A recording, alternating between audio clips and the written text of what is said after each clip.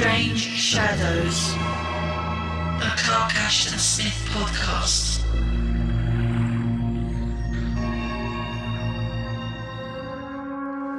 Christopher Chandon went to his laboratory window for a last look at the mountain solitude about him, which, in all likelihood, he would never see again.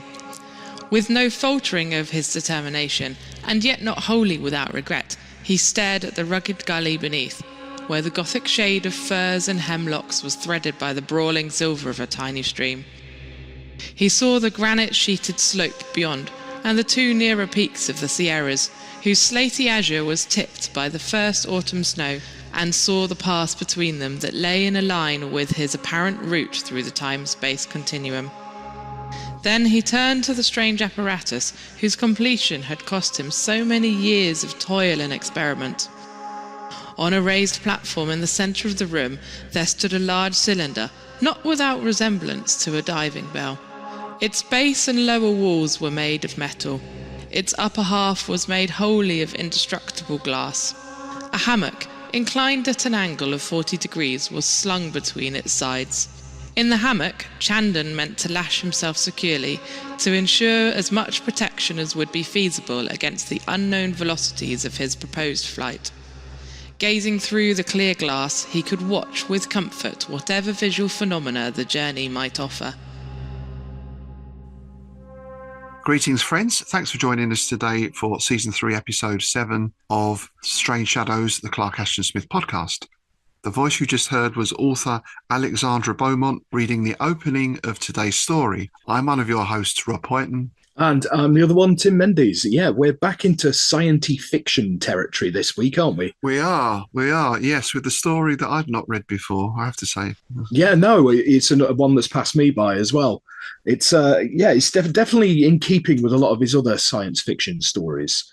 In fact, there's certain tropes in it that he's done a few times now, but with differences each time. It's obviously an interest of his, wasn't it? That kind of travel that we'll get to in a bit. Yeah, it did read a little bit. This one, it did feel like we were treading familiar territory. Mm-hmm. And I think we both picked up on the guy sitting in the hammock in the spaceship or vessel kind of thing, which we think was the letter from Mohan Loss. I think was a very similar sort of setup. Yeah, very much so. Like, especially the bit where he gets to the planet and he's looking at stuff and then something appears, which we'll get to in time. But that really did remind me of the letter to Mohan Loss. Yeah. So, yeah, having said I've never read it before, I don't know, I wouldn't be in too much of a rush to read this one again. But having said that, it's Smith, so there are some rather choice passages in it, of course. Oh, absolutely, yeah. It's like we said before, isn't it? Even the lesser Smith tales are better than a lot of other people's best. So, there is a lot to chew over in it. It's a decent story, but yeah. And I think, as you've pointed out before, when we get to the science fiction stories, the language is a lot less baroque. So we shall start with what words we have. I think we've got a few words each, a few favourite words. There was only one that I really had to look up. My first choice was a word that the meaning is quite obvious, but I'd never heard this version of it. Arachanidan. Yes, I got that one as well. Yeah, which I thought was a nice way. And I really like one of the meanings given as well, which is spidery. Ooh. Ooh, that house is a bit spidery. I love spiders. So that to me is like, ooh, cute. You've gone wrong. Oh, I love it. I used to have a Mexican red knee called Boris. Boris really? The spider. Yeah. Oh, of course. Yeah, of course. You got it, right? Wow. Yeah. Although you can't do that now, can you? For obvious reasons. But no. Well, yeah, that's something else he's spoiled, isn't it? Yeah, it is, isn't it? Yeah. I had a very similar one. It's a word that's obvious, but I've never heard it used in this context. Was televisic. Because obviously you hear televisual, but televisic was a usage I've not seen before. And if you try Googling it, you just get a production company from Australia. Yeah, I've not seen that use before. Am I right in thinking that television is one of the very few, if not only, word that is both Latin and Greek at the same time? I'm not sure. Perhaps more erudite listeners could let us know. Yeah, very possibly. Yeah. Thinking about it, you might be right there. Yeah. My next word is irruption, not with an E, but with an I. IRRUPTION, which means a sudden violent entry. And let's face it, none of us appreciates that, do we? You just see my eyebrow raised there. I mean, entry or exit. Both ways. Yeah, never good. Never good. Never good. Yeah, another one I've included here because it's one of my favourite words, and also so we can get a cheap plug on the show because we like a cheap plug. Brobdingnagian. Oh yes. Which means huge, giant, colossus, that kind of thing. And I included it in my story, which is going to be in the upcoming Innsmouth Gold anthology, When Shadows Creep. Oh, well done, sir. Well played. Yeah, that's just gone to print at the moment. We've got the proof is back. That's just gone to print. And in fact, it's going to be Brobdingnagian proportions because although there's only 9 stories in it this time, it's 448 pages. There's some very long stories in there. So that's going to be the size of a brick when it comes through. Nice. Packed with Lovecraftian goodness set in London. Yeah, my main character described Buckingham Palace as a Brobdingnagian monstrosity. Wow, yeah. So there you go. Because he was thinking about how long it'd take him to clean it, basically. And my final word, which I was pretty sure I knew, but I looked it up just to check, was monition, which is a warning, and particularly sometimes a warning as a deterrent against certain types of behaviour. Yeah, my final one is Laocun, which was a Trojan priest who was crushed to death by 2 giant sea serpents as a penalty for warning the Greeks about the Trojan horse. Wow, there you go. There you go. That's what happens. Yeah, that's it. No one likes a grass, does No one likes a grass. No, that's quite a spectacular way to punish someone, isn't it? Most sort of times they would have just cut his head off or something. But yeah, snitches get stitches, Yeah. If you're going to go, being crushed by 2 giant sea serpents is pretty good, isn't it? Yeah, it's certainly something to have on your tombstone, isn't it? Here lies Tim Mendes. He was crushed to death by 2 walking great snakes. Has an element of the heroic about it. It does, doesn't it? It does. It's better than died on the toilet eating a hamburger, Yeah. Slid down some steps and cracked his head while he was drunk. Yeah, which is probably the way I'm going to go. Let's face it. Okay, so let's get into our publication history. Dare I hazard a guess that this was not accepted by Farnsworth Wright? Did Farnsworth Wright even see it? No, he didn't. He didn't. No, but this is one of those that I've got quite a bit of correspondence between Smith and August Derleth. So I'm going to be delving into one of the books we frequently delve into, which is The Eccentric Impractical Devils, the letters of August Derleth and Clark Ashton Smith from Hippocampus Press. The Eternal World was originally titled Across the Time Stream, and was completed on September the 27th, 1931. Now, he wrote to Derleth on the 22nd of September, 1931, I am now doing a super scientific The Eternal World for submission to Gernsback. The speculative basis would give Einstein a headache. The hero tries the familiar time-traveling experiment with unfamiliar results, since he succeeds in shooting himself clean out of time into eternity. He finds himself caught in a world where all time sequence is impossible, where everything, even his own mental processes and sense impressions, is eternally static and cataleptic. Yes, which I think is quite a nice little summary, to be honest. Now, he later described it in a subsequent letter, which was dated October the 3rd, 11,000 words of unusually difficult writing. Now, Smith actually struggled with this one. So, yeah, which is quite interesting, really. But it was subbed to Wonder Stories. And David Lasser wrote in a letter dated October the 21st, 1931, the story is an excellent idea, but your descriptions rely too heavily on strange and bizarre words. and they are so long that the story hardly moves. And although it is true that you are describing a timeless world in which nothing happens, you cannot afford to have your story be a timeless one. So yeah, it was rejected, and basically he asked him to revise it. But that says it all, doesn't it? To the words. It's interesting because you mentioned earlier about the language being less Baroque, and what we've thought happens, and we've speculated that a lot of that is due to be revisions. And I think this pretty much sums it up. Yeah. And Smith was unhappy and remarked to August Derleth in a letter dated November the 3rd, "I have cut down the eternal world. Too many big words and not enough action. So I went, So I went to work and demolished some of my battlements of purple prose." Oh, what a lovely phrase. Yeah. So he demolished some of his battlements of purple prose. That just says it all. That basically confirms what we've speculated for a while now. Yeah. Yeah. The revisions were a success, and he was paid $60 for the story.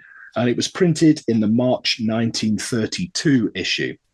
Now, interestingly, in a letter dated January 31st, 32, he told Derleth that the Eternal World was the best and most original of my super scientific tales. Oh, really? Yeah, so Smith was he liked this one. This is one he actually liked. So. Yeah, because we've got the impression before, well, certainly sometimes he's verified that in his letters, that he didn't really like some of the science fiction stories at all. Yeah. Some were pretty much just to earn some dollars, right? Absolutely. And I think that's interesting as well. Well, there's two things there. One is that idea of too many long words and too much description, because essentially this is a story in which nothing much happens. So the power of the story comes from the description of what he's seeing. Yeah, absolutely. Part of this put me in mind of William Hope Hodgson's The House on the Borderlands. Indeed. I think it's virtually that whole chapter is just sat watching the cosmos unfold before him. Oh, yeah, it's a lengthy passage. Yeah. But it's beautifully described. And, I think the same about this. It's always strange, again, that you want someone like Smith to cut out what he's good at and instead put in some action, in inverted commas. Yeah. Which he could write action, but that's not Smith's thing, is it? No, you want action, you go Robert E. Howard, don't you? It's you want atmosphere, you go to Smith and Lovecraft. Yeah. I have managed to track down a copy of Wonder Stories online. I'll put the link up because I think someone has put all the copies they've got up on as PDFs. Yes. So you can see. And this is the introduction in the magazine for the story. In this story, Mr. Smith reaches a new peak of achievement for his painting of the mysteries and strange possibilities of scientific events. We do not remember reading anything that approaches the vivid imagination of this story or its bizarre series of adventures met by an explorer into the unknown.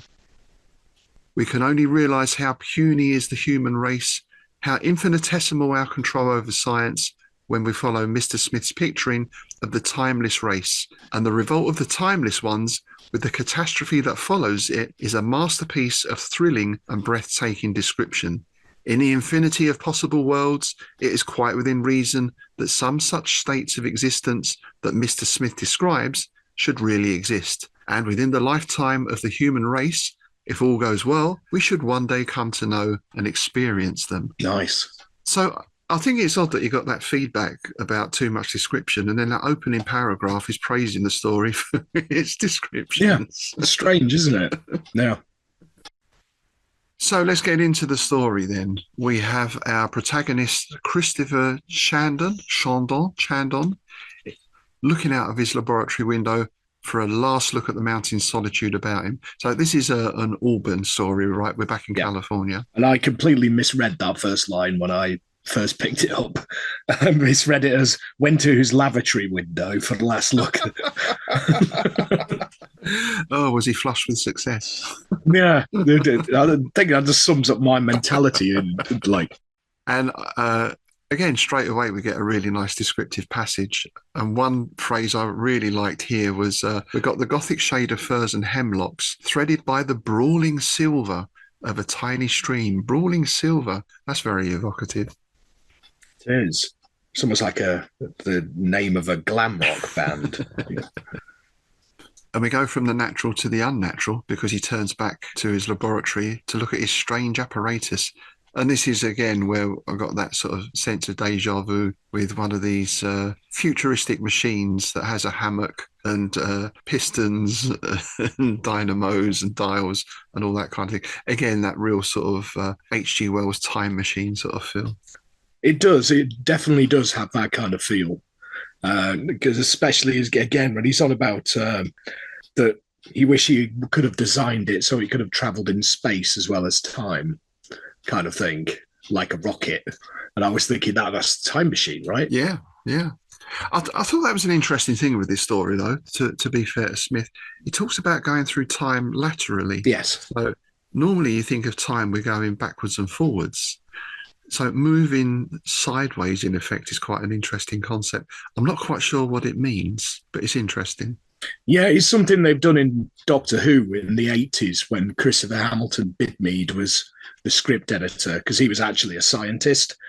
So you got all these concepts of like exospace and moving sideways in time, and I still to this day don't fully understand what he was banging on about, but it made for an exciting serial. So who cares, you know? Yeah, yeah. Because as far as I can see in this, he's kind of physically in the same place, but time shifts around him. I thought that as well here in the third paragraph, you got another interesting concept. He's talking about fourth dimensional gravity. Yeah, yeah. Which I thought was another interesting concept. Yeah, that's sort of brain teaser as well, isn't it? Yeah, time having its own gravity field. Yeah, I thought again that's probably something that's cropped up in 80s Doctor Who.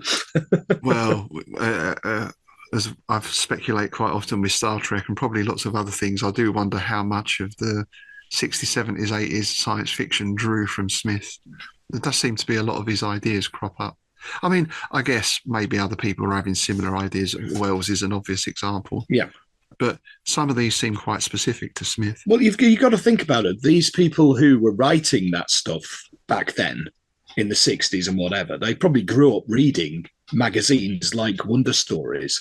So whether it was if it was a conscious thing or not is probably because, I mean, you know, you end up doing things by osmosis almost, don't you? Yeah. I mean, there's things that I've written and people going, oh, that reminds me of that. And I'm like, well, I haven't read that since I was a kid, but somehow it must have lodged in my head, you know? And we get this sentence here that sort of explains this a little bit. It would not permit of travel into the past or future, but would cause an instant projection across the temporal stream that enfolds the entire cosmos in its endless equal flowing. So it's kind of nice. It ties back into that earlier phrase about the brawling silver of the stream. And now he's tying that into this cosmic stream of time. So the impression is you can sort of go up and down this river, but you can go across it as well. And maybe there's different currents within the time stream. It's picked up by a different current and taken somewhere else. Yeah, it's definitely an interesting concept.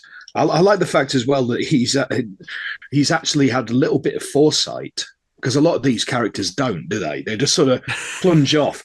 But he's furnished the cylinder with an oxygen apparatus with electric light and heat and a month's supply of food and water. Even if his flight should end in empty space or in some world whose conditions would render human survival impossible, he would at least live long enough to make a thorough observation of his surroundings. I like that. I like this guy. He's like, he doesn't care. He doesn't give a shit, right? He's just like, I want to see. Is off to see, yeah, but it's a very scientific mind, isn't it? Well, like a lot of these characters, that they either seem to be that, or we get those other ones who just go off armed with tweed. Yes, and that's it. And a revolver. Yeah. They've got no food or anything and no oxygen. So yeah, there seems a little bit more thought gone into this, and we get this impression of him, don't we? That he is an adventurer in that sense. Mm-hmm. The hazards of his venture were past foreseeing, but he preferred them to the safe, monotonous certitudes of earthly life. He had always chafed beneath a feeling of limitations, had longed only for the unexplored vastness. So again, fairly typical for Smith, is a restless soul.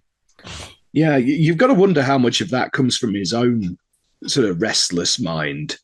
That sort of poet's mind, never being quite happy with Earth and looking at things beyond. Yeah, I mean, in effect, he was trapped in Auburn, wasn't he, having to look after his parents? I mean, trapped might not be the right word, but he certainly was unable to travel. And I always think it's ironic that Robert E. Howard is the heroic guy, Clark Ashton Smith is the bohemian, and Lovecraft is the recluse. And yet Lovecraft was the one who travelled more widely than the other two put together. Yes, yeah. That is quite interesting, isn't it? But again, it goes back to what Lovecraft and Smith have talked about before, that feeling of being an outsider. Yeah. Outside of their own time, outside of their own place. And you get a lot of that in Smith's characters. Yes. So he's made his mind up. His machine is ready. He straps himself in his hammock. I was wondering, there's a lot of hammock use in these, isn't it? Is that a nautical thing, do you think?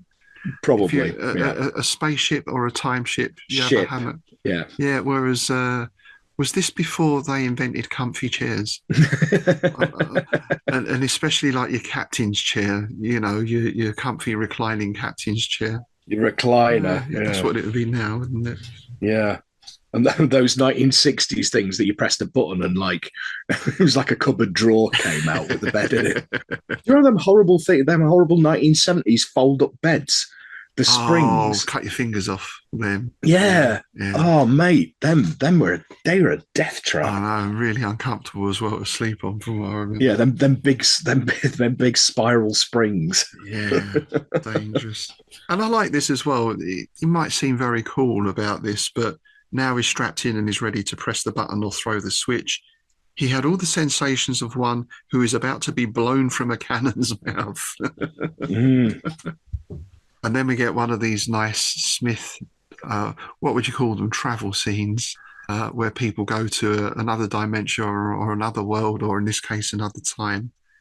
And I think we've spoken before about this. Everyone seems different, doesn't it? The typical thing in this, like when I write that sort of thing, it's always falling.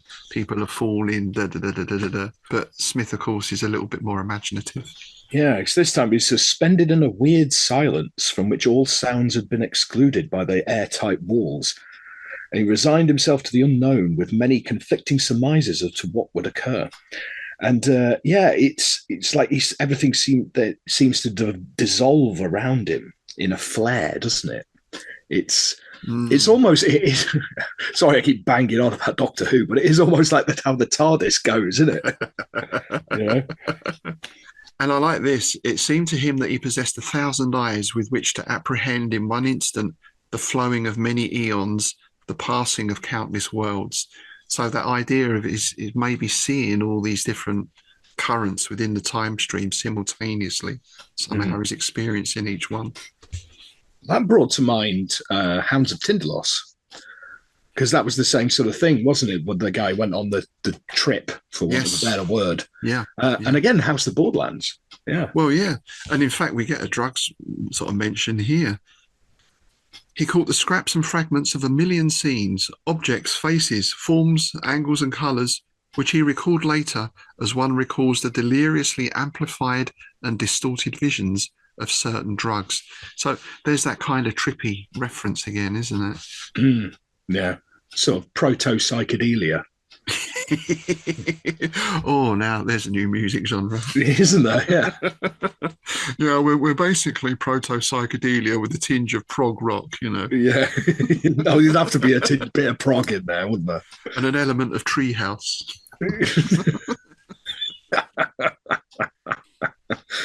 And now I've got them Yes album covers flashing through my head. Weren't they? What was that guy's name? Was it Roger Dean, the artist? I think it was, yeah. They were really cool, weren't they? They were, yeah.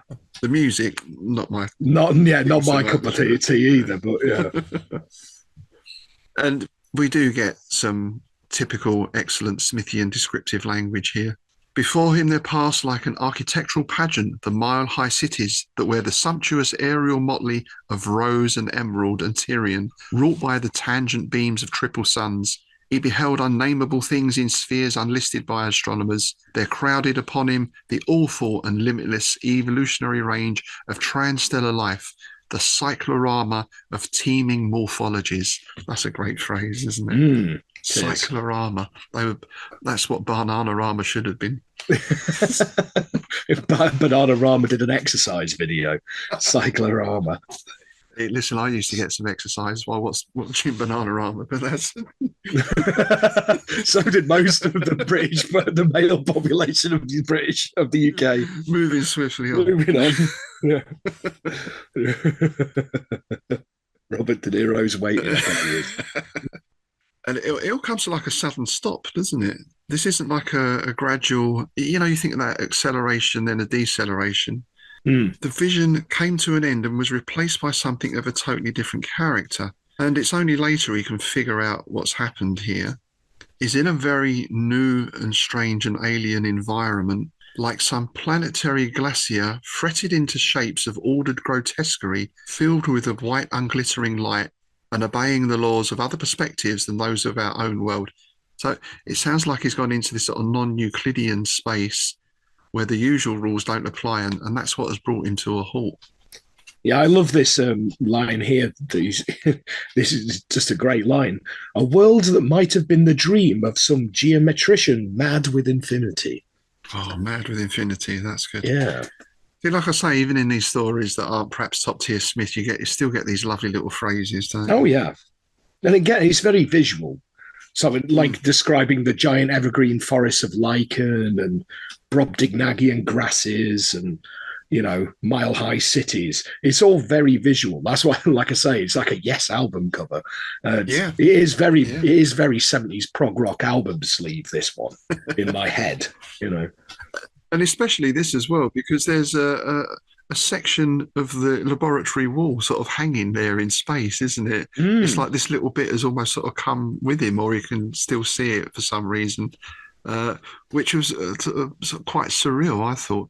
And I guess this was about the time the surrealists were getting going as well. So that idea of having a strange landscape, but then there's a bit of plank just hanging there, a bit of normality, of mundanity, makes the whole thing even weirder somehow. Yeah, it's almost a bit MC Escher, isn't it? And especially this thing with all the geometric weirdness and how everything's kind of weirdly fitting together. It is a bit like an Escher painting. And he works out that a lot of these huge geometric shapes you can see are actually beings. They were gigantic, with a rudimentary division into head, limbs and body, as if they were living things. Behind them at indefinite distances were other forms that might have been the blind buds or frozen blossoms of unknown vegetable growths. And this is where we get something alien again to this world intrudes on the scene. And I sort of pictured this like a big sort of Zeppelin comes slowly floating across in the background, or the sort of opening of Star Wars or something with the big ship. The Star Destroyer, yeah. Yeah, coming slowly into view. It had that feel about it. But again, that reminded me of Mohan Los, because you had that in that. Yes. That big warship thing coming in as he's sitting there watching and everything. Yeah, it did, yeah. Again, very visual and something we see a lot of in later science fiction films. Yeah. You've also got in these couple of paragraphs here, you've got another couple of really good band names. You've got Cataleptic Gods. Oh, yes. That's a good one. Nirvana of Contemplation. That definitely needs a Roger Dean cover, that album.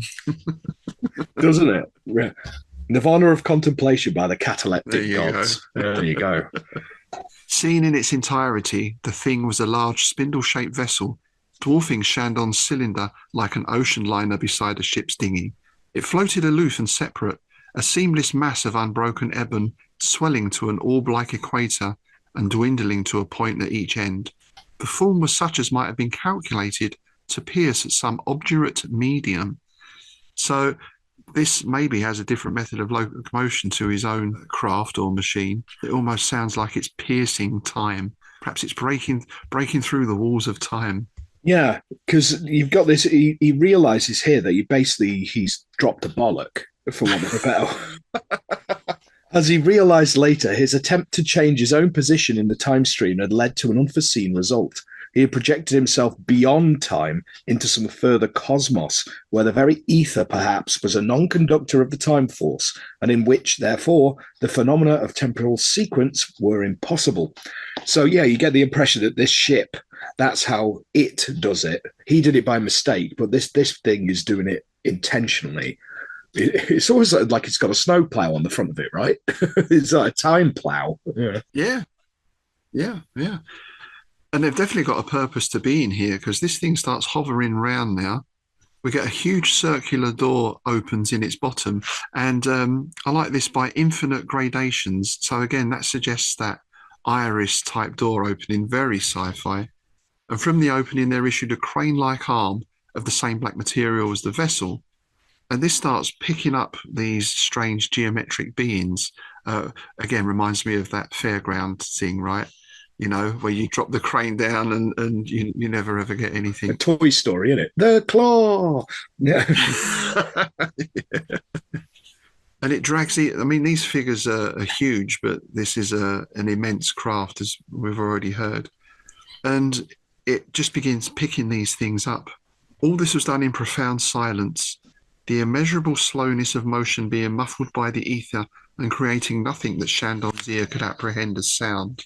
After the third disappearance with its strange prey, the arm returned, extending itself diagonally into greater length than before, till the black fingers barred the glass of Shandon's cylinder and closed upon it with their irresistible clutch.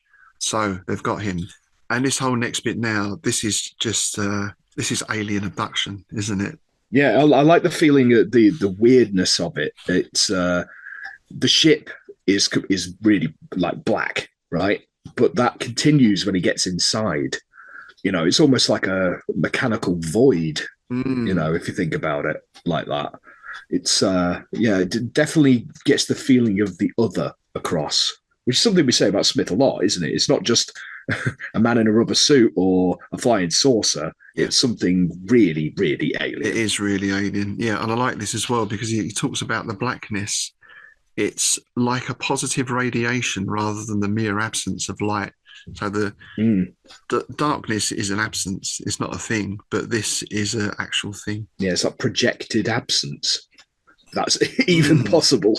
Well, who knows on these alien worlds, you know? There you go.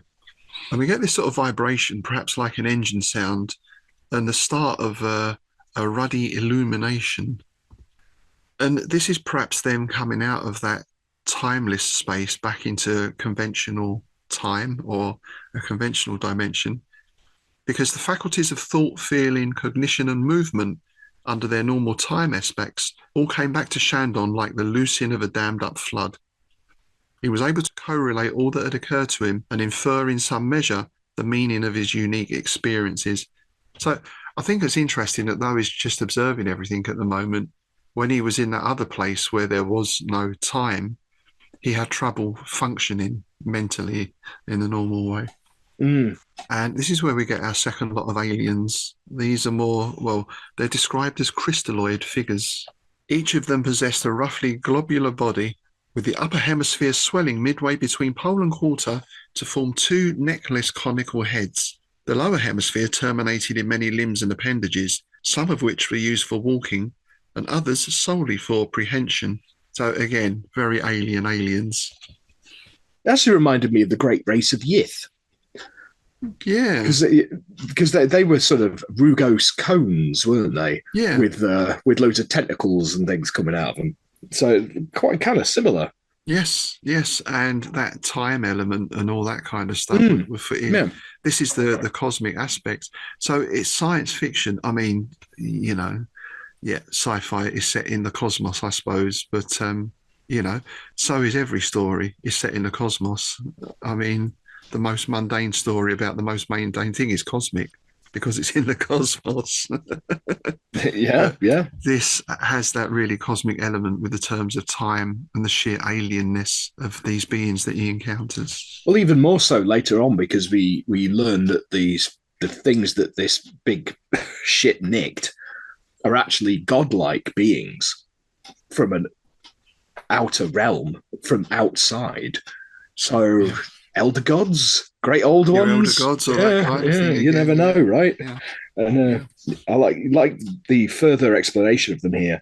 Their heads were featureless, but a glittering web-like membrane hung between them, trembling continually. I like the fact that even their mode of communication is completely out there, you know. Yes, it does. It blows all that Star Trek stuff. And let's be honest, 99% of sci-fi is the bloke in a suit. Yeah. Which, for understandable reasons, budgetary and everything else. And it's only now that you can have things that are more alien. Mm.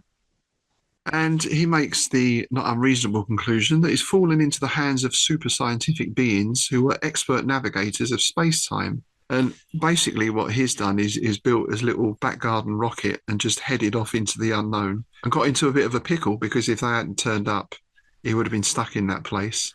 So it's handy that they were just passing through and happened to see him and pick him up in their super duper time vessel. But the question is now, of course, what are they going to do with him? Yeah, because it's obviously a mistake. They just thought he was one of these other things. Just, you know, it's back to them grabbers and the fun fairs, right?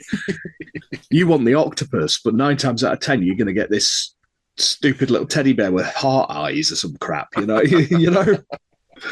Yeah, but those heart eyes might glow in the dark and it might move when you're not watching it. Well, exactly, that's it. And then where are you going to end up then? So, but then he notices these other beings that have been picked up, they've started to change.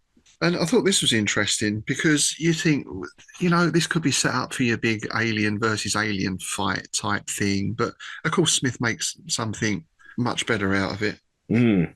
He could scarcely recognize them in the red glow.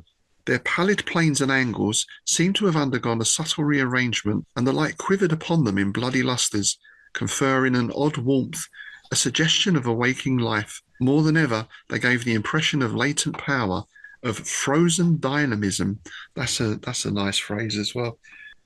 So then you speculate perhaps these things were as trapped in that place as he was, and now they've been rescued. They are able to come back to life because they're back in the normal time stream. Yeah, it's like it's all rushing. It's like centuries of evolution in like seconds, isn't it? And we get a lot of eyes. It seems that with Lovecraft and Smith and others, if you look at alien things, it's tentacles and or eyes, isn't it? Because with these, you get the limbs lengthened and new members of indeterminate use were put forth. The simple curves and angles multiplied themselves with mysterious complexity. A diamond-shaped eye glowing with blue fire appeared in the face and was quickly followed by other eyes. So multi-eyed. Mm. Must be a nightmare getting glasses, mustn't it? Oh, it must be. Yeah. And this is something you get from Smith a lot that we've discussed before, is his use of colour. Because this next passage here is, to me, it's a classic bit of Smith. The geometric facets began to swell like opening buds and flowed into lines of celestial beauty and grandeur. The boreal pallor was suffused with unearthly iridescence, with opal tones that raced and trembled in ever-living patterns, in belted arabesques, in rainbow hieroglyphs. So that's a lovely passage. It's that vivid colour again, isn't it? Well. Yeah, and you get the like that they're swirling and making all these patterns. Again, it's all very trippy. It is all very much like the UFO club in the 60s, that they had with Early Floyd. The oil light shows. Yeah, I love all that stuff. Yeah. And here he actually gives them a name as well, a capitalized name, calls them the Eternal Ones. So going back to that idea of them perhaps being elder gods, outer gods, something of that nature. Mm. And there's a similar transformation in the crew of the vessel. These creatures, thronging from all parts of the spheroid interior, began to crowd around the timeless entities. Their mechanical darting motions, the lifting and levelling of certain members that ended in eye-shaped organs, betrayed an unhuman excitement and curiosity. They seemed to be inspecting the transfigured forms with the air of learned biologists who had been prepared for such an event and were gratified by its consummation. So doubling down on that thing that these are scientists, they're picking up these things for scientific purposes, they're examining them. Yeah, because they use these fan-like rays of purple light to scan them, which is, it's almost like you see in sci-fi movies today, isn't it? When somebody steps into a room and that laser scanner thing goes across them. It's that kind of image. I'm seeing it in that neon, that Blade Runner neon, you know. And this provokes a reaction from the eternal ones, or the timeless ones, as he also calls them. They don't seem to like this very much, and they seem to start getting a bit agitated, which causes the scientists to back off a bit. And this is where the mechanism is brought out. As if in obedience to the gesture, a huge round mirror-like mechanism overhead began to revolve in its frame on massive pivots. The mechanism appeared to be made of some pellucid substance, neither glass nor metal. Ceasing its rotation, as if the desired focus had been secured, the mighty lens emitted a beam of hueless light, which somehow reminded Chandon of the chill frozen radiance of the eternal world. So this is a sort of a paralysis beam or something. Again, perhaps it's putting them back into that stasis that they were existing in before. Yeah, maybe halting the evolution. Maybe they've decided, we like them like this, let's not let them get any more weird. You know? Yeah. Or maybe it's like, let's get them back to home before we allow them to thaw out a bit more, sort of thing. Yeah. Because, you know, you don't want an unknown alien entity running around on your spaceship, do you? Well, no, never ends well, does it? No. Yeah, so it's almost like the thing from another world, isn't it, a little bit? Yes. You know, this thing that's been frozen for millennia has thawed out, and now it's evolving, and yeah, basically you're screwed. Well, then there's the other speculation. Perhaps these things were put there by something. You know, perhaps they're perhaps this wasn't a voluntary thing or an accident on their part. Perhaps they were imprisoned. Yeah, but that would tie into the outer god thing, right? They've been banished. And I like this. Chandon is unshackled himself from his hammock, and now he's standing with his face pressed against the wall of the cylinder. But his change of position is noted by the vessel's crew, and their eye tentacles were all raised and level upon him for a moment. It's like all of us, one's tapped the other on the shoulder and gone, "Here, look," and they've all turned around to look at him. Yeah. Oh shit. That's a brilliant thing. Because again, that's something you see in sci-fi a lot. It usually comes out of a wall, doesn't it? It's an eye on the end of a tentacle, and it looks around, and then it spots somebody and stares them in the face before zooming back in. It's like a double take thing. Yeah. Yeah, I wonder how practical that is. Eyes on tentacles. I mean, there's been eyes in hands, eyes on the end of fingers, isn't there, in films? Yeah. I mean, you've got to think it is great for looking around corners and over walls and stuff, isn't it? Yeah. It works for snails, doesn't it? You know. I suppose, yeah. It's a very long optic nerve, though, isn't it? Yeah. Again, we invite any biologists or medical listeners out there to write in and let us know. Does the length of the optic nerve, does that have an effect on vision? I wonder. Well, if you think about like aerial and, you know, coax cable, show my age now. your coax cable, right? If you were trying to run it from the thing to a TV in another room using a splitter, the signal will be diminished the longer the cable was. So you'd have to get a booster on it, That's right? True. So maybe, yeah. So basically, they turn the beam on him because I guess they've got no idea of what he is at all, and imagine how alien he must look to them. And he now experiences the effect of this beam himself. Whole years seem to intervene betwixt the beats of Chandon's heart. The crooking of his little finger would have required lustrums. Through tediously elongated time, his brain strove to form a single thought. The suspicion that his captors had been alarmed by his change of posture and had apprehended some troublous demonstration of power from him, as from the timeless ones.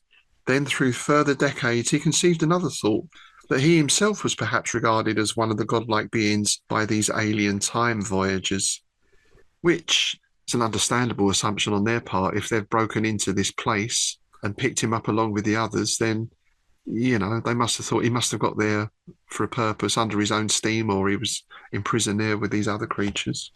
Yeah, it's kind of understandable they'd make that leap. And I like this experience of time slowing down so that even your thoughts are slowed. And he basically stays in that state until they come to the vessel's home planet, at which point they switch off the retarding ray, as it's called, and Chandon recovers his normal powers of cognition and movement. Yeah, and one of the walls has opened up, has become transparent, hasn't it? And he beheld an awesome vision through the clear wall. whose transparence was perhaps due to the complete turning off of the vessel's motive power. He saw that the vessel was reposing in a diamond-shaped area surrounded with architectural piles whose very magnitude imposed itself like an irremovable weight upon his senses. And then you've got like orange sky, bulbous Atlantean pillars with platform capitals, thronging of strange cruciform towers, of unnatural cupolas like inverted pyramids. So again, it's a very weird and psychedelic 1960s-esque vision of sci-fi, isn't it? Yeah, and it's a very typical Smithian description, isn't it, of an alien city and an alien landscape again. And he uses a lot of similar ideas, but again, they all sound a little bit different as well. It's not just a stock thing. Oh, they do, yeah. And the only other thing that struck me there was, have you ever suffered from architectural piles? Architectural piles. I mean, normal piles are bad enough, but architectural ones. Ooh, no, especially if they look like the Shard or something. Yeah, yeah, they're angular. It's not the usual bunch of grapes. Yeah. Non-Euclidean piles. Oh no! He got another one here now. Lofty piles in the next paragraph. Oh my word! It gets worse. So basically, they start unloading the ship, and the crane sort of metamorphoses, and the crane sort of changes into fingers to tentacles, a mesh of tentacles, and covers one of the timeless ones up, and they start lifting them outside. It's kind of interesting, isn't it, that for all their technology, they're using cranes to load and unload things. Yeah, it's not like a tractor beam or something, is it? It's it's still quite mechanical, isn't it? Pseudopodic members and finger-like rays. They're plucked gently at the tightening mesh. Again, it's all very poetic, even when he's describing something mechanical. Yes. And I guess they're freed from the retarding beam as well now. So the timeless ones begin to change again. And this is where we get a problem arises. In one apocalyptic moment, the thing seemed to expand, to rush upward, to change its entire substance, to develop organs and attributes such as could belong only to a supermaterial stage of evolution. Eons of star life, of world life, of the slow alchemy of atoms were abridged in that instant. And basically this thing destroys the vessel. With inestimable violence, the entire vessel broke in 1,000 flying, glittering glass-like fragments that shrieked with the high thin note of tortured things as they hurtled and fell in all directions. Fortunately, however, for our protagonist, the time cylinder was caught and drawn upward from the wreck as if by some mighty hand.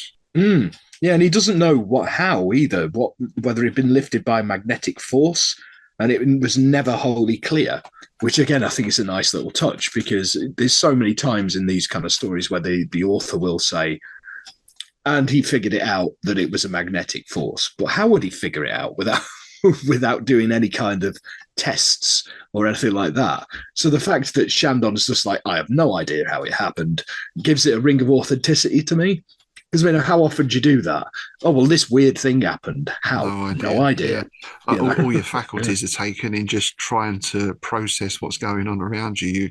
You've got no spare, there's no spare memory or RAM, is there, to actually, actually process anything or analyze anything. Yeah, RAM, yeah.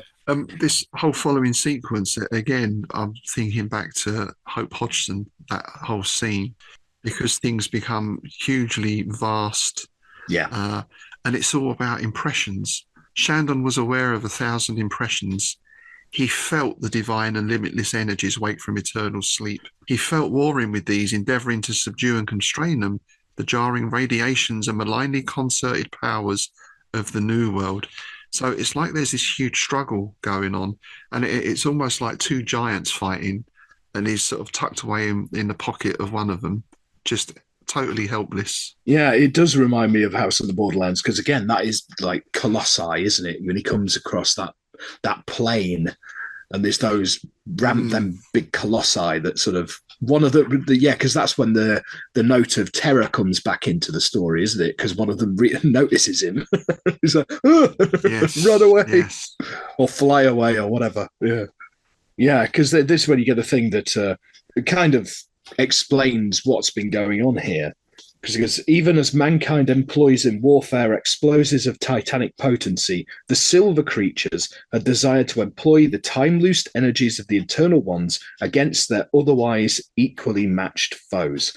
So basically, it's an arms race. So they've gone, that's exactly what it is. Which again brings to mind that Mohan Los, because there was a similar thing going on in that, wasn't there? Yes, it was. He appeared in the middle of the battlefield, didn't he? I think. Yes. At one point in it. Yeah. Yeah, he's hovering above a battlefield, basically. Yeah. So this is also a battlefield, but this is on a much vaster scale. Yeah, because this is when you get that mention of, with well-nigh demoniac audacity, they had planned and executed the weird abduction, and they had assumed that Shandon was one of the eternal entities with latencies of immense elan and godlike power. So this is where you get that feeling that was like, well, there's a bunch of gods over there. I'm going to go and get them, and they're going to kick your ass. That's basically the mindset. Yeah. But the timeless ones fight back.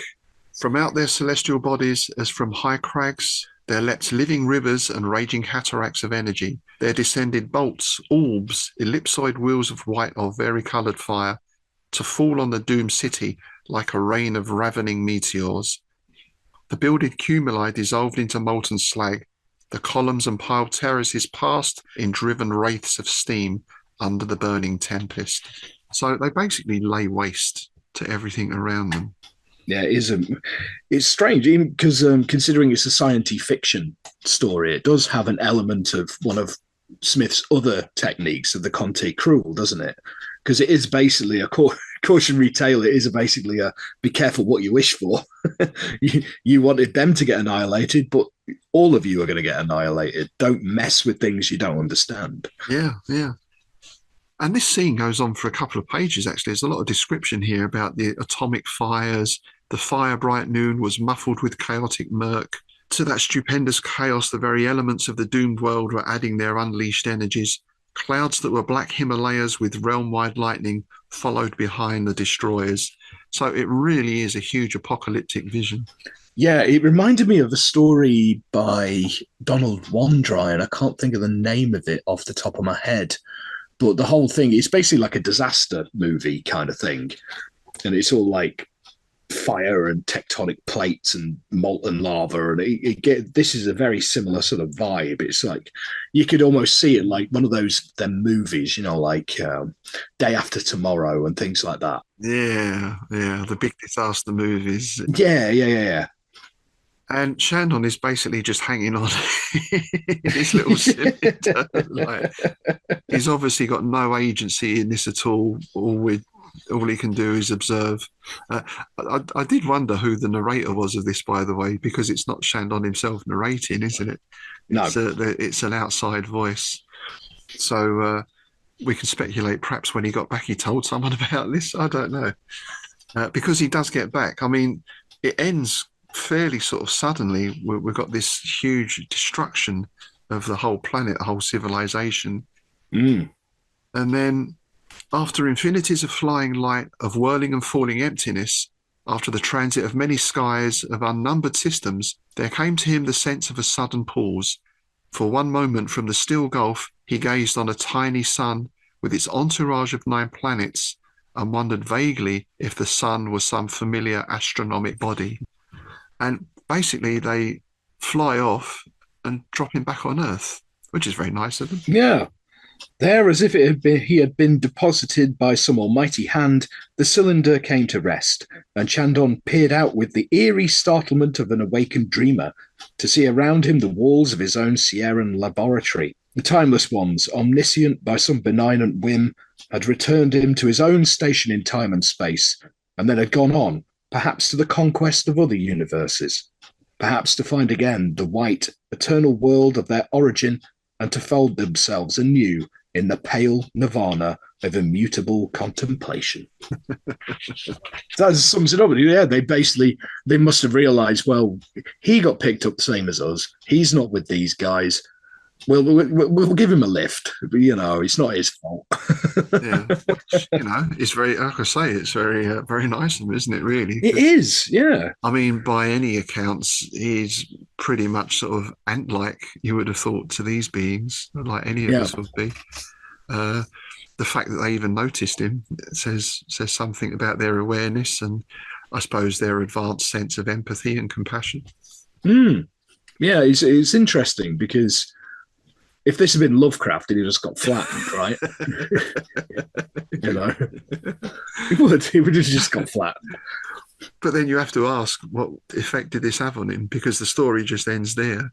So does he sort of, I'm home now, I think I'll have some cheese on toast and a cup of tea? Or is he going to be put away in the big house? Well, that's exactly it, isn't it? But also, I mean, you could look at this story from another way. If you looked at it in a different way, you could see him as an unreliable narrator. Exactly. Yeah.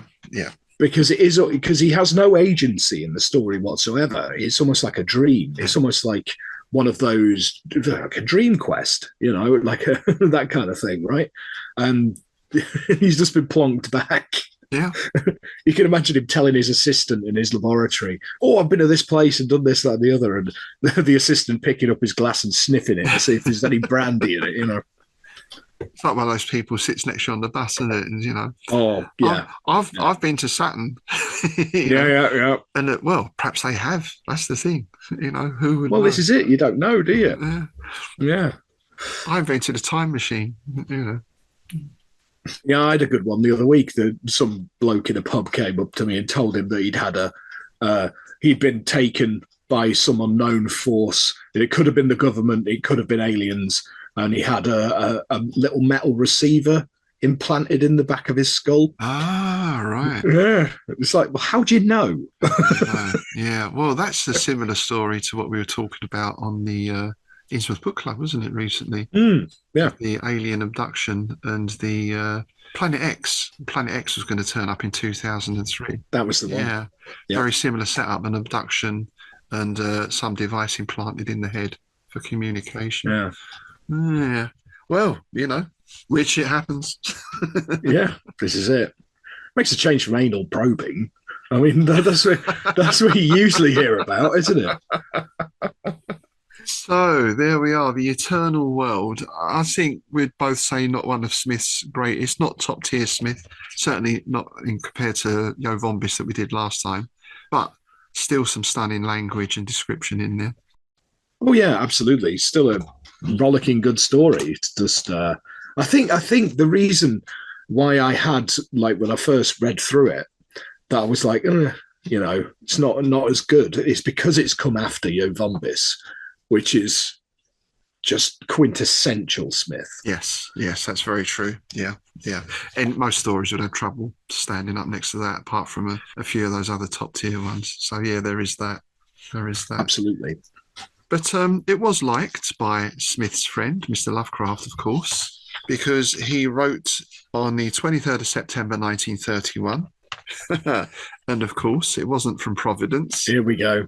Creator of Yabin on the mountain of the ultimate rim, hour of the black geezer, which I think we mentioned just recently, actually. So another extract from this letter. And he says here, your new Eternal World sounds as brilliantly clever and strikingly original as any science fictional plot I've ever encountered. And I surely hope that no one will anticipate you in its use. It ought to appeal to virtually any of the science editors, except perhaps Amazing, which Derleth tells me to my sorrow has been purchased by that unspeakable McFadden outfit and thus wiped off the adult mental map. There is room for endless ingenuity in a tale of this kind, and you can be trusted to apply that commodity in full measure. Well, I think we'd all agree with that. I'm not sure who the unspeakable McFadden outfit were. Presumably, that was a company that took over Amazing magazine. Wiped off the adult mental map. It's so good, isn't it? It's so good. I can think of numerous people I would apply that to. And we get something a little later on. Now we get the 13th of October, 1931. From the grey interstice betwixt the cosmoses, Nith and Rabaga, on the outer rim of electronic entity, hour of the unseen drum beat.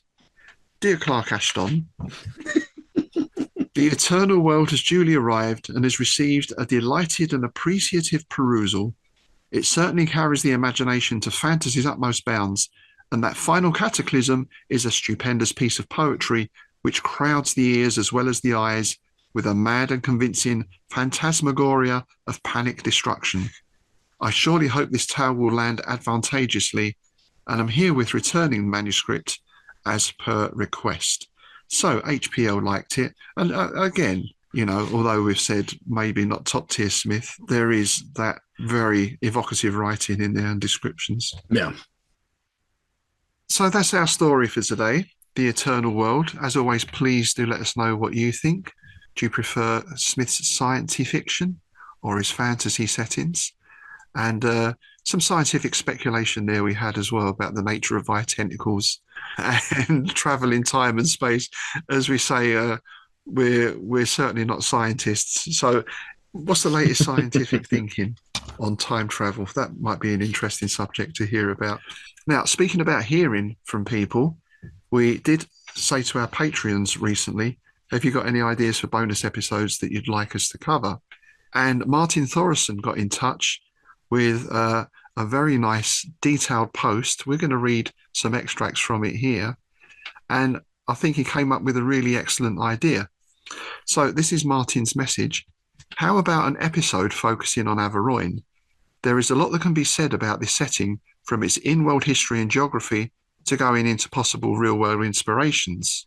Also, perhaps other real-world locations that evoke similar sentiments. Maybe a mention of other stories set in Averoigne by other authors. I read an excellent collection last year, The Averoigne Legacy, that collected a selection of such stories together. I'm not aware of any other examples, but I wouldn't be surprised if there are more. Yeah, I know of a couple of Averoigne-themed anthologies. There's actually a bunch of them themed around Hyperborea. Yeah, but I like the idea of doing like bonus episodes focusing on each of his settings. So we could do one on Averoigne, one on Hyperborea, one on Zothique, and look at the history of them. I think that's a really great idea. Anyway, Martin carries on saying, last spring I went on a rail journey through Europe, and since I was going to spend an amount of my travels in France, I decided to look into possible origins for Averoigne. It seems the most prevailing theory is that it's based on the region of Auvergne, and there's a compelling argument for that which can be found on Pickman's Press. While he did not get the chance to explore the countryside of Auvergne, he did stay a couple of nights in Clermont-Ferrand, the principal city of Auvergne, which he could certainly believe was one of Vioigne's, an ancient city, its medieval city centre, remarkably well preserved, and wandering the narrow streets and alleys, one could half expect to turn a corner and find yourself in a distant century, hearing the chants of necromancers drifting down from a narrow window slit. It definitely sounds like an evocative place, and yeah, somewhere I'd like to visit, really. Yeah, well, funnily enough, I'm just back from France. I spent a few days working in Caen in Normandy. I didn't really get much of a chance to look around. But of course, one thing you find in France and Germany, well, in most of Europe, a lot of the towns still have that medieval town centre. Yes.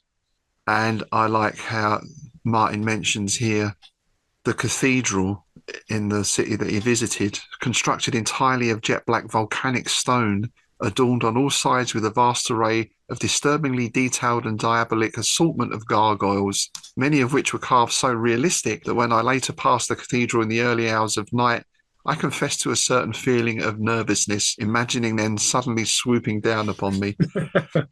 Nice. Yeah, very evocative and atmospheric, some of these places. And he does also mention, there's a brief mention of a place called Aveyron, which is mentioned in the Wikipedia article on Averoigne, which is another region of France, which is possibly where Smith got the idea of the name from. And he has also visited that region with a tiny hilltop village of Najac, with a castle ruin that was once a Templar castle, situated on a steep hilltop overlooking a valley carved out by the Aveyron River. So again, that feeling of a place where very little was changed over the centuries, particularly the fields and the forests. And what struck me then and still does now is just how little known this region is. There seems to be an aura of mystery about it, just due to the lack of information available in this digital age. And it's nice, isn't it, that we think of Google Maps covering the whole Earth, which I guess it pretty much does. But there's still these little pockets of remoteness and strangeness and mystery. Oh, yeah. Yeah, and he continues saying that unfortunately he did not have time to visit one of the abbeys in the area or the ruined chateaux. He found an image of one that he swears must have been Chateau de Fassen-Flams. But he'll be returning there this coming May. So, yeah, watch this space. So when you do go, if you get any pictures or anything, send them to us, because that'll be great stuff that we can include. Yes, well, he has also kindly included a link here to his photo albums from that last visit to Clermont-Ferrand and Aveyron. So we'll include the link of that in the show notes below. And it is also kindly given us links to various other articles about the possible history and inspiration and background of Aveyron and Aveyron, the real and the mythical. So that's an excellent message there. Thank you very much, Martin. And that's certainly an idea we're going to be taking up in the future. And, well, I think given the amount of information that Martin has given us there, we'll probably start with Aveyron. Yeah, you've done half our research for us. Cheers for that. So, of course, we're always happy to hear from listeners, and particularly from our patrons, especially with ideas for content for bonus shows, and also any information you have that we might have missed, things we've mispronounced, or, you know, smutty jokes and innuendos are always welcome. I think we've got that pretty much covered, haven't we? That yeah, yeah. We do have a couple of regular posters that do join in. Tobias Nielsen, there's the one who's always quick with a pun. So, yes. Always very welcome. Now, speaking of patrons, if you'd like to join them and help us to spread the show, please do check our Patreon site for membership details. You can also subscribe to us on Buzzsprout as well, and you'll get access to bonus content. As well as that, you get free entry to events such as the Innsmouth Literary Festival, and you get a quarterly copy of Innsmouth News, and the spring edition is almost ready to go out. So probably by the time this episode drops, the spring issue of Innsmouth News will be in your mailbox. And I just want to thank our existing patrons for their support. And that includes Oblivion Media, Liam Spinach, Martin Thorison, Dominic Allen, Zurich De Vetter, Mark Jenkins, David A. Riley, A.T. Johnson, Gary Pennington, Brett Kramer, Aaron Fleck, Steve Meyer, Wingate Stites, Justin Woodman, Lee Clark-Zumper, Rick Zeem, Chris Carr, Greg Benedicto, and Rachel Parkinson. Thanks very much for your support. Much appreciated. Yeah, so thank you all for joining us this time, and I hope you tune in next time, where we'll be looking at another one I have read before. It was included in the Best of Smith anthology I've got. We're going to be looking at The Demon of the Flower. Excellent. Look forward to reading that. Hope you can join us. And with that, it's goodbye from me, Rob Hoyton. And it's goodbye from me, Tim Mendes.